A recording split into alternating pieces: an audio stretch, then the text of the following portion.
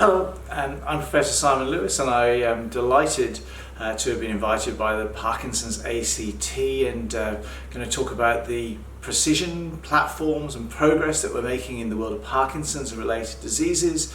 And I guess I should start with a spoiler alert. We don't have a cure, there isn't going to be anything here that's going to rock your world, but there's a lot of work going on. I think we should be excited. So I'm going to talk about some of the clinical features of Parkinson's disease and also related disorders like dementia with Lewy bodies, as well as an isolated REM sleep behavior disorder. I'm going to talk about disease-modifying trials across these conditions and also a limited number of symptomatic trials we've got running locally, especially in the topic of gait freezing. So Parkinson's disease, as you know, is neurodegenerative, typically a disease of aging, although 10% of patients are under the age of 40 when they get diagnosed. And it's best known, of course, for its physical symptoms, the slowness, the stiffness, the tremor, but also a range of non-physical symptoms or non-motor symptoms such as, memory problems, psychosis, mood problems, sleep disturbances, blood pressure, bladder, bowels, sleep-wake disturbances. So a whole bunch of issues that are part and parcel of the disease and, of course, relentlessly progressive. But interestingly, it's a pattern of evolution, so we have some features that happen before we see some of the clinical signs that allow us to make a diagnosis, like slowness or tremor or stiffness, and these are features like losing your sense of smell or constipation, but also, most importantly, I'll talk about a particular sleep disorder that we recognize. So this is that sleep disorder, and essentially what you can see here is somebody who's in dream sleep, and the whole way through this study they are still asleep, but they're acting out their dreams. And what we know from the research is that about 50% of Parkinson patients, about 90% of patients with dementia with Lewy bodies will act out their dreams. And we don't know, but guess at least 50% of these patients will have done this before they got their diagnosis, and maybe for 10, 20 years. And in actual fact, this is some of the original studies that were done suggesting what the rates of conversion were amongst these people. And this is the biggest study which we were part of, which looked at nearly 1,300 of these patients with isolated REM sleep behavior disorder, or IRBD, who don't yet have a diagnosis of Parkinson or dementia with Lewy bodies, but just act out their dreams. And what it showed was about 6% of these patients go on to get a diagnosis of Parkinson's or dementia with Lewy bodies, about 50-50, and rarely a condition called multiple system atrophy every year.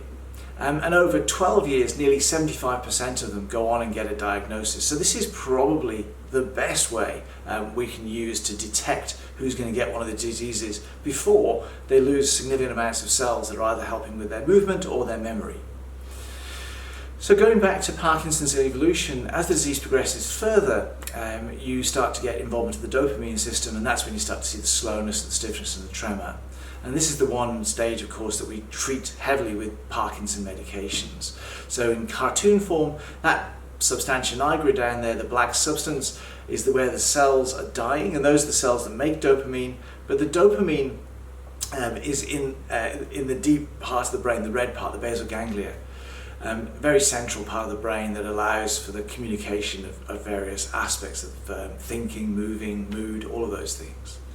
And what we see inside the dying dopamine neurons is these tangles of alpha-synuclein protein, what we call Lewy bodies. And you see Lewy bodies in Parkinson's disease and dementia with Lewy bodies. And so what we don't know is whether this alpha-synuclein tangle is a good guy or a bad guy. Many people think it is killing the cell, many people think that maybe it's trying to save the cell, and we just don't know.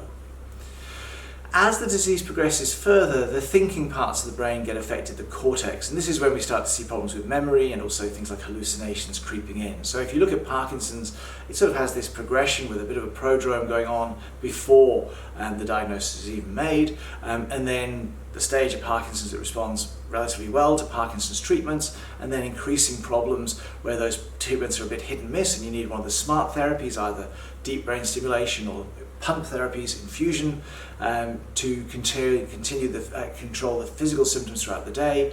And then as the disease progresses, some of the features that we see that aren't so readily responsive to Parkinson's treatments.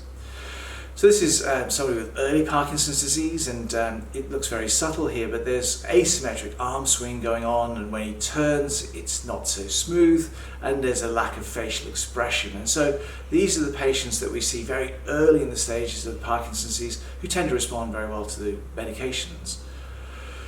As the disease progresses though, the walking gets slower, more shuffling, the balance gets affected. That's why you can see this walking frame here and the stoop and the tremor breaking out and even some freezing of gait in this video. And again, as it progresses further, more stoop, more shuffle, the hunch posture.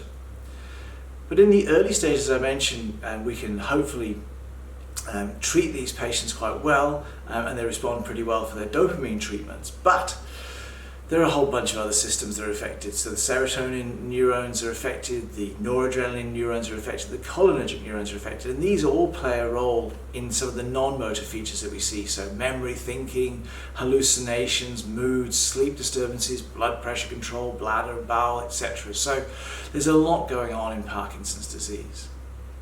So what about the causes of Parkinson's? Well, we know that there are some genetic factors, but only about 1 to 2% of patients can we find the gene that must have caused the disease in that patient. Although about 10% of our patients at the moment we could find a gene that puts them at risk for getting the disease. So it's not a causative gene, but it's something that increases the risk. If you see that gene, you think, well, that may be giving us a clue. Other environmental factors have been identified, so people in Australia will be aware that there's work out there suggesting living in an area exposed to pesticides can increase your risk of Parkinson's, but the risk is a little bit subtle, so maybe 3 times the risk, so you go from having a 1 in 1,000 chance to a 3 in 1,000 chance, but significant in many ways. And there are also features that can actually reduce your risk of getting Parkinson's, so smoking and also exposure to caffeine through drinking coffee, for example. And then there are other possible causes playing a role, and a number of these I think are really in the research stage at the moment. I want to just touch briefly on dementia with Lewy bodies, which can often be confused with Parkinson's disease, and the main difference is the progression. So in Parkinson's disease we see cognitive decline, but if it happens at least 12 months after the disease has progressed, we say, well, that's a Parkinson's dementia process. But if that cognitive impact comes in the first 12 months of symptoms, then that's likely to be dementia with Lewy bodies, and most patients with dementia with Lewy bodies will have some degree of Parkinsonism. Again, a disease of older people and very common, so second only to Alzheimer's in terms of older causes of dementia in older people. Again, like Parkinson's, more men than women, and clinically and pathologically it's a cross between Alzheimer's and Parkinson's, so memory problems as well as physical problems, and down the microscope in dementia with Lewy bodies we see those alpha-synuclein Lewy bodies as well as concomitant Alzheimer's pathology with proteins like amyloid and tau. A more aggressive condition than Parkinson's, but typically at age of onset that's older. So it's arguable whether you're better off getting Parkinson's at say 60 and then dementing at say 75 versus developing dementia with Lewy bodies at say 74 and then being fully demented at 75. You don't get to choose, but it's an interesting question. And what we see in dementia with Lewy bodies is some of the physical features of Parkinsonism, so the slowness of movement, but also some of those early cognitive features. This lady's trying to draw a clock and she's managing to miss half of the clock out and can't quite put the numbers in the hands in the right place. And many people have argued maybe Parkinson's and dementia with Lewy bodies are very similar, maybe the same disease, but in actual fact if you look at the progression and what's happening in terms of the cells dying, they're actually quite different. Both of them do have alpha-synuclein protein, and there are some new tests that we can use to detect alpha-synuclein, and that prompted a couple of research groups to come up with maybe a biological definition of these diseases, where you say, well, if you test positive for alpha-synuclein, you've got a synuclein disease.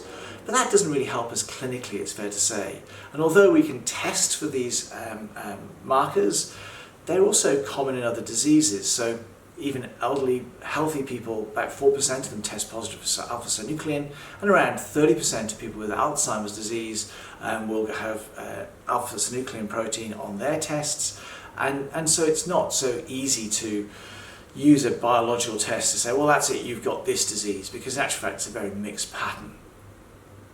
So what about curing the disease? And I'm just going to pause to try and ask ourselves the question, what do we mean by a cure? So this is a video of Muhammad Ali, who you know is a world heavyweight champion in boxing, a very fast,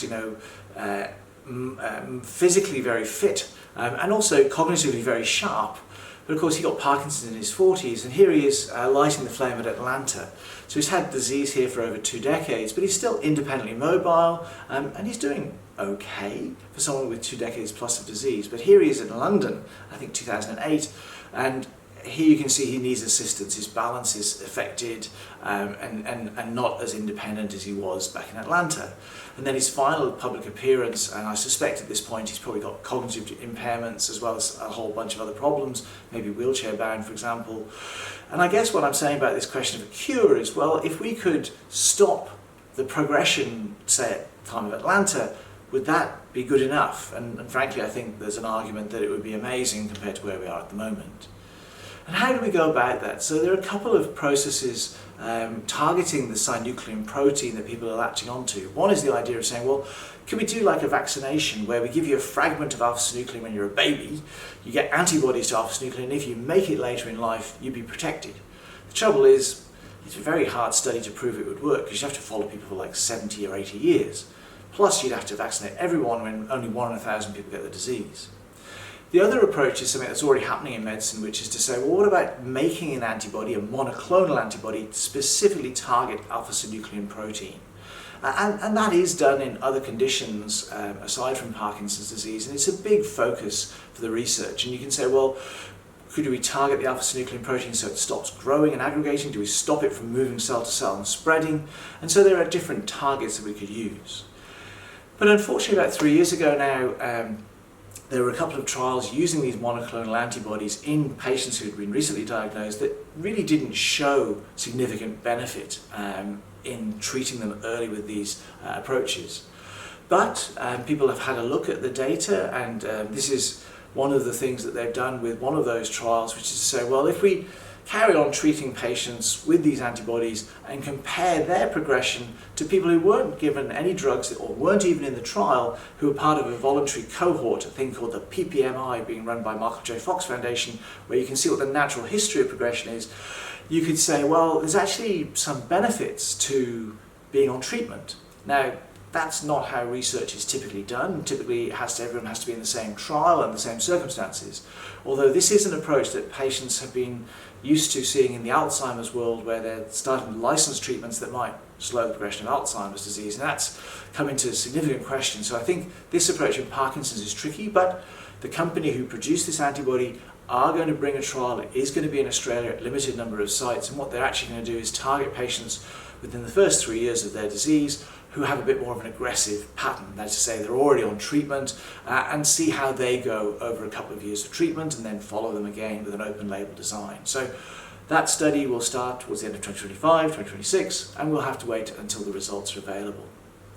But there are other approaches, because what we know from the literature is that not only alpha-synuclein seems to be a problem in Parkinson's, but there are a whole bunch of other pathways, whether it's inflammation or energy pathways, that are affected by the condition. And this has led to really a range of different approaches, either finding new treatments that might target a pathway, or repurposing existing drugs so that they may target a pathway that you think is going to be useful for Parkinson's. And probably the most common example that people have heard of is the overlap between Parkinson's and diabetes, where there are similar processes going on between those diseases. In actual fact, some of the studies have suggested that people on certain diabetic treatments are at less risk of getting Parkinson's disease. And this really spawned the idea of using a drug called exenatide, an injection once a month under the skin, that could target a number of pathways that were important in Parkinson's disease. And this really led to a phase 2 study, just 60 participants in London with my mate Tom Fultony, which showed that with 48 weeks of treatment and then 12 weeks washing out, there was a significant difference between patients who received this glucagon-like peptide 1 agonist, GLP-1 agonist, exenatide, compared to placebo. And this led to a much bigger trial with nearly 200 patients in it, with a longer duration, so 2 years of treatment. But unfortunately, this got published in 2025 in The Lancet, and it didn't show any significant benefit for treating patients with these GLP-1 agonists. Now, whether that means that all of those pathways are not worth exploring, I'm not sure, but we need to wait and see what other data emerges. But I think that, unfortunately, that was a negative study. As I mentioned, there are a whole bunch of other pathways that can be involved, and this is a paper I wrote a few years ago now illustrating that point.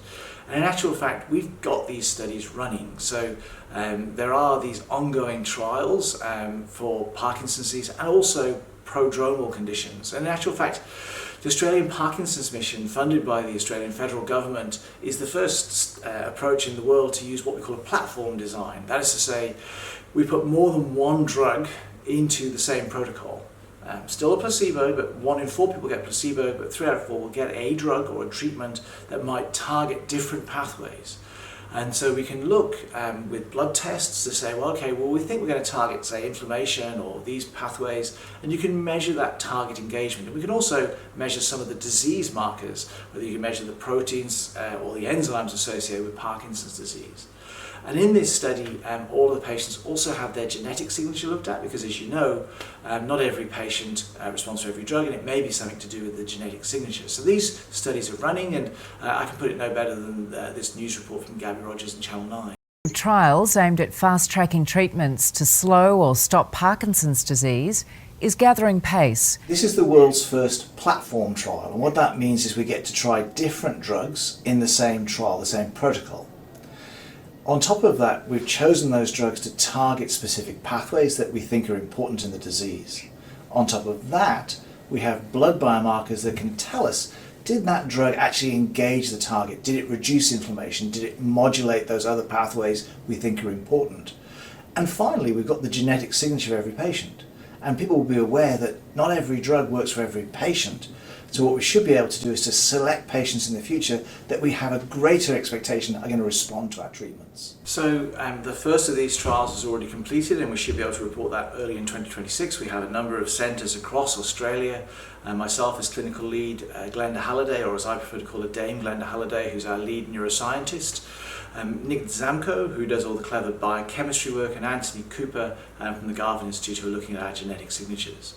So we're targeting different pathways, and we've already selected a number of these drugs into a similar design as they used in the initial exenatide trial to see whether we can detect a signal that might be useful to take into a bigger study. And I mentioned the idea of prodromal disease earlier, and I've always come from the opinion that you should try and retaliate first. And what's interesting is that the research that's been done into those patients who aren't yet diagnosed with Parkinson's disease or dementia with Lewy bodies, who act out their dreams, this isolated REM sleep behavior disorder group, actually show levels of inflammation in their brain that are older than just aging. And inflammation is one of those pathways that we think might be important for neurodegeneration. And interestingly, the amount of inflammation we find in these participants is actually proportional to the amount of dopamine that they lose over the next 3 years. So it may well be that inflammation is a key player early in the stage of the disease. And funded by Parkinson's UK and in partnership with a local biotech in Sydney, Macquarie University and Oxford University are recruiting participants in the world's first prodromal trial targeting these people who haven't yet got a diagnosis. So if we manage to find a signal, we've got many centres around the world who'd like to partner with us, and hopefully we'll be able to go into a bigger trial. Similarly, work is going on in the space of dementia with Lewy bodies. People will recognise Robin Williams here, and of course recognise the fact that he was diagnosed with dementia with Lewy bodies by post-mortem. And we are actually running a trial for patients with dementia with Lewy bodies. So if you have that condition, or you know somebody who want to be involved in our studies, please get them to contact us so that we can recruit them into the work. What about waiting for a cure? Well, one of the commonest symptoms that robs people of independence is freezing of gait. Not this kind of gait, but more this kind of gait. When John Marshall's Parkinson's medication wears off, this is what happens. He's stuck, unable to walk properly, a condition called freezing of gait. And of course, freezing of gait can be triggered by lots of different scenarios: starting to walk, turning, doing two things at the same time, or doorways, and of course also relieved by certain things like queuing, so stepping over lines on the floor, although it's very hard to do this all of the time and people habituate. So one of the things that we've done in my research is to utilise virtual reality to try and trick the brain so we can see what's going on in the brain, so that we may come up with better treatments for freezing of gait. And this is a sort of video showing how that virtual reality looks, and you can see a patient freezing at this doorway. And if you compare our virtual reality paradigm, where people use foot pedals, to what happens in the real world with freezing, you can see a lot of similarities as the feet get stuck and there's a little bit of shaking in place, or tremor in place as we call it. And interestingly, when we've compared the amount of freezing patients get walking around in the clinic compared to the virtual reality, it does correlate. And this led us to a number of studies, initially with MRI scanning, but more recently going into the operating theatre, and actually while patients are awake, getting to do the virtual reality and listening to the brain. So as you know, deep brain stimulation is a treatment for Parkinson's disease, and in the operating theatre, patients are often awake during this procedure, and in this photo you can see the foot pedals at the end of the table, video screen there, and the patient is awake watching the video screen. And what we detected from the electrodes that were in the brain was this surge of activity which was telling the feet to stop about 2 seconds before the feet actually came to a halt. And that may be useful as a treatment approach, which I'll talk about in a second. The other thing that we've identified using these research techniques is that the brainwave recordings can actually be captured from the surface using what we call ambulatory EEG. So just like an EEG for detecting epilepsy, listening to the brainwaves while people are walking around. And this is work showing this big signal again just before people freeze, and this was different to the signal we saw when they were just stopping voluntarily.